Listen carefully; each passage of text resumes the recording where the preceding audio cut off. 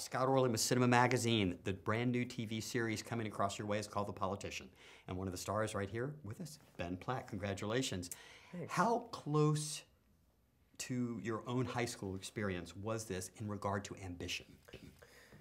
There's definitely a lot of similarities. I think, obviously, given that the show has this kind of heightened satirical feeling to it, it was nowhere near that amount of intensity, and it wasn't really directed towards school politics. Those weren't huge at my school. We had prefects and things like that, and definitely there was student government, but I went to a school here in LA with a lot of kids whose families are in the arts and who are in the business, and so the ambition was very much about getting the roles in the musicals and the plays and the improv group and the choir, and I think there was a lot of mutual respect for people's ambition, probably even more so than in the show. In the show, it's sort of Payton's uphill battle is finding likability within all of that drive and ambition, whereas at my school, I think it was very cool to be sort of forward-thinking and push and have big dreams and visions for yourself.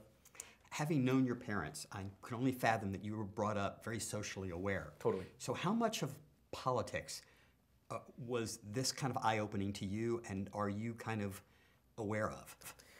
Very much as far as sort of specifics and logistics of American politics, that's not something that I consider myself to be largely well-versed in. Unfortunately, over the past few years, it's sort of breached into issues of human rights and things that are larger than just the conversation of politics, so I've tried to throw my hat in the ring where necessary there, but I think as far as the inner workings of a political race and things like that, it was definitely very eye-opening, but I think what I loved about Payton's character and sort of all the characters in the show is that it's sort of, the politics themselves are sort of a backdrop for this greater conversation of authenticity versus feigned authenticity and sort of the versions of ourselves that we put forward to be the most palatable and likable, and as opposed to who we are alone at home in our rooms.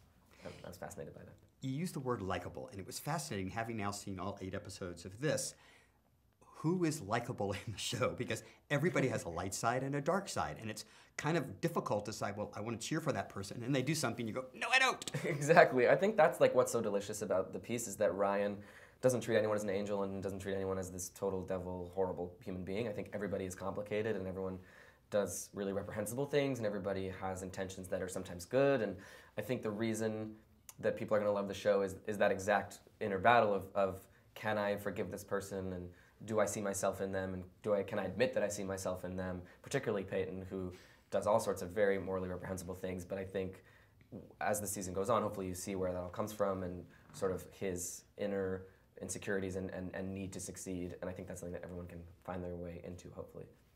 You talked before about ambition and the need to succeed. I mean, in your high school experience, it was more the arts. Mm-hmm. You obviously succeeded, having won the Tony and Grammy Award for Dear Evan Hansen. So you have a specific skill set. And Sure. A lot of times when you go on to another project, you're not allowed to showcase all of that.